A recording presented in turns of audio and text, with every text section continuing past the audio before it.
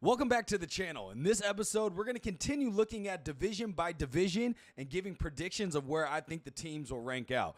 In this episode, we have the NFC North. And why do I want to go here next? Because honestly, this division, it's like pure chaos, man. There's no kings, no true dynasties, just like four teams clawing for control every single year. And in this season, it might be the wildest yet. So let's break down exactly how this division's about to shake out in 2025, 2026. But first, let's kind of set up the division, kind of talk about how the NFC, is right now in the current state of it. So let's take a look at how it's really just been a blender like the past couple of years. Now, you might be like, hey, Ficky, the Bucs have won 4 straight. Yeah, that's true, but they've never really been dominant. It's always been 8 to 10 wins. And the Falcons, Saints, and Panthers are all waiting to strike. Now, so like this year, every roster has flipped the switch either with new coaches, draft picks, and or free agents as well. So let's also take a look at what happened in 2024. So the Bucs were 10-7.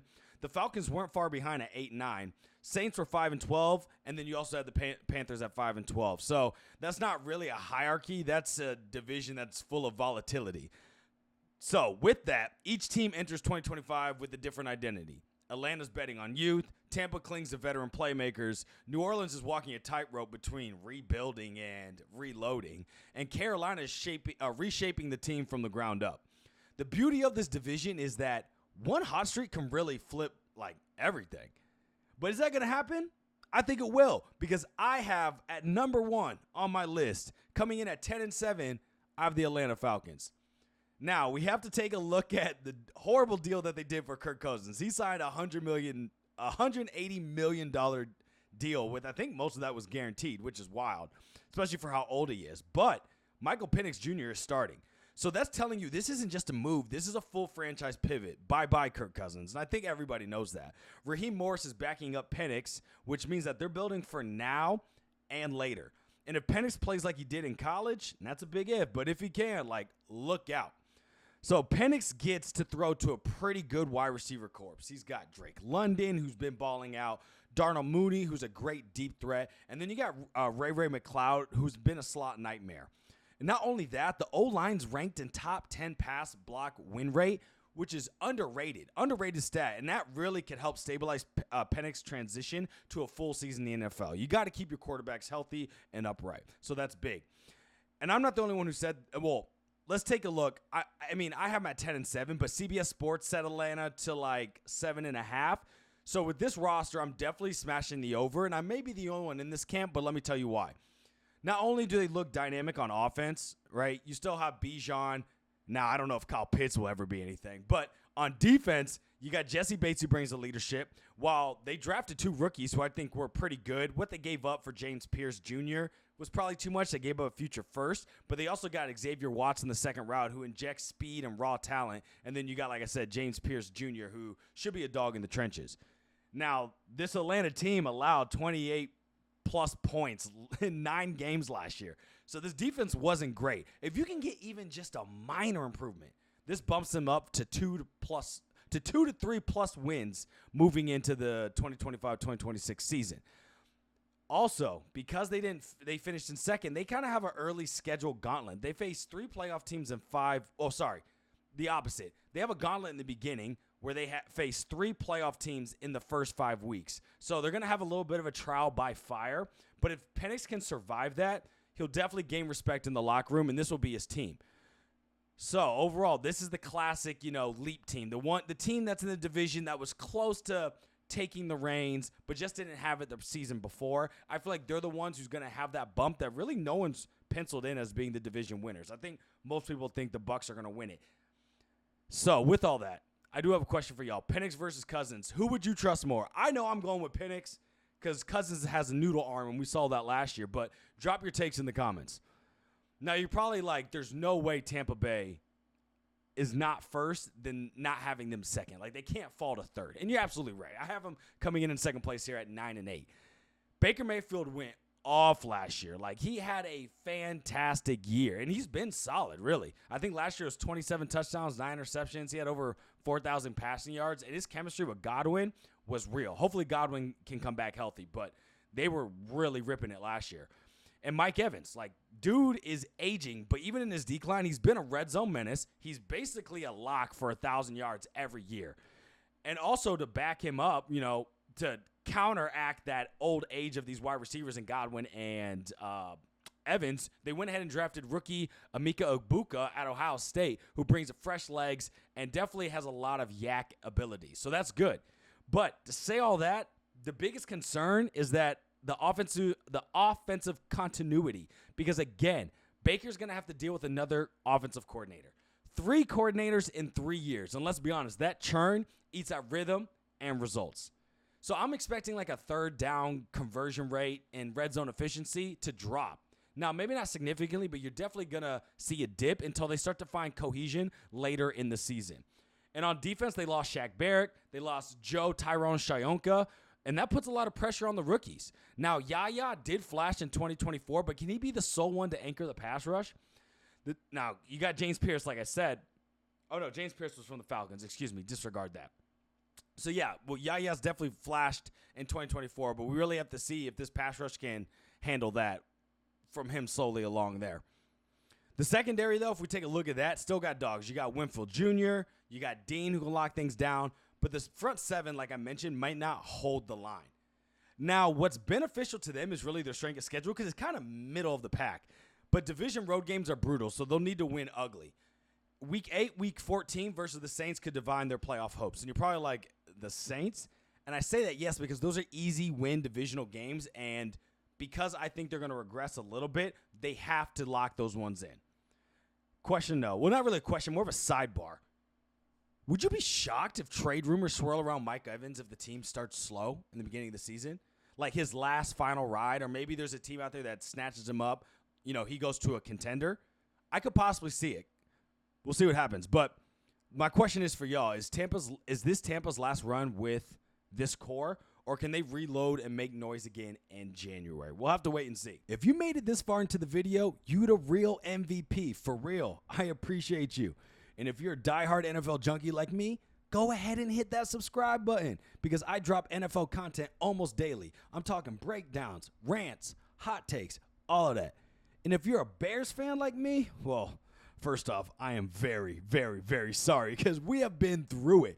But if you want to suffer together in style, then check out my Bears podcast with my guy Dave. It's called the BFR Podcast, which is short for Bears Film Room. And it is the #1 show for the fans, by the fans, where we have weekly episodes, live shows, special guests, and most importantly, we don't sugarcoat a thing. And if you want to keep up with me, get a little laugh, or even see me smile during Bears games, then make sure to follow me on IG, TikTok, and Twitter at itsfickybaby, which is ITSFICKYBABY. All right, enough of the plug, I get it. Let's get back to the episode. Now, moving to the third place team, I have the New Orleans Saints coming in at 6-11. Out is Dennis Allen, who's now in Chicago. Kellen Moore is now in. You got new energy, new vision, and hopefully new results. Brandon Staley also takes over the defense, and you can say what you want about his head coaching in L.A., like it wasn't great. He's a top-tier defensive coordinator, so he's going to definitely help out this defense. The problem is there's a crater under the center position. There's a crater that happened in this offseason that's front and center, and that's Derek Carr's retirement. Came out of nowhere, and it came fast. So what do? They draft rookie Tyler Shook. Now, he has arm talent, but his tape still screams pretty raw. Also, there's no safety net behind him either, no vet behind him. They're going all in on a developmental project. Now, I will say a positive for them is the Chase Young re-signing was huge. If he can stay healthy, he anchors a front with like a top 10 edge potential. Then you have safety Justin Reed, who brings leadership and physicality. And to be honest, the secondary whole is fast, athletic, and pretty young.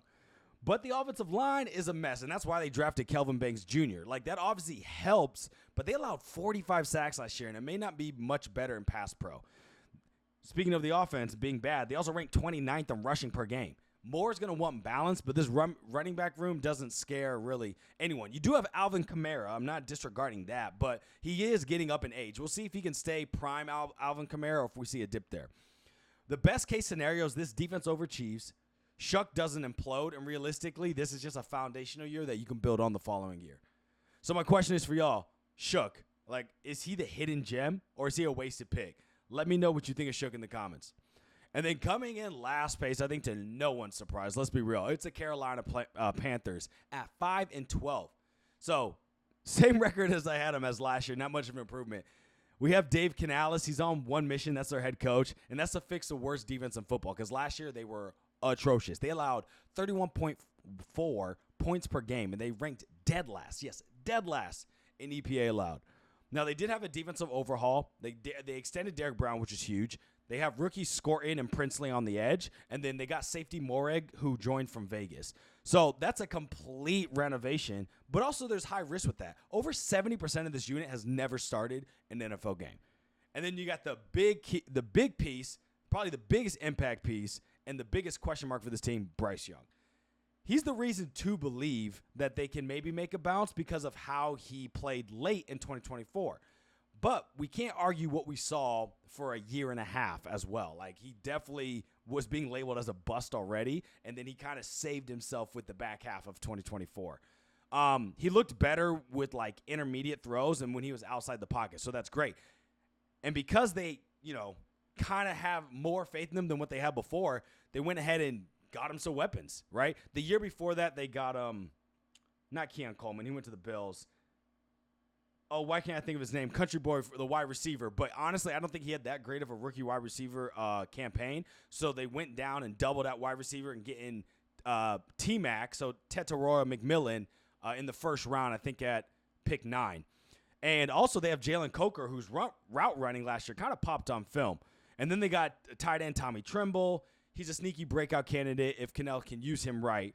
And I'm expecting them to look for RPO-heavy play designs so that they can get the ball out quick and help out their quarterback. But to say all that with the upgrades, with the weapons, this team still lacks trench power. And you saw that with the stats because they ranked bottom 5 in both rushing defense and pass block win rate. So trenches on both sides not looking great. So I am personally expecting shootouts early. And then we're going to have some fatigue and depth issues that's going to catch up during the midseason. And, they could start 1-6, and that's very possible. But, again, I think this season is still about development and auditioning for 2026. The only person that does not apply to is Bryce Young. You need to see what he can do this year because if he has another bad year, is Bryce Young the future? Or are the Panthers going to be drafting another quarterback in 2026?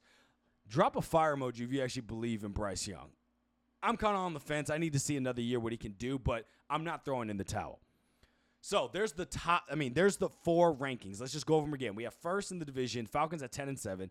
Second, we have the Buccaneers at 9-8. Third, we have the Saints at 6-11. And then fourth, we have the Panthers at 5-12.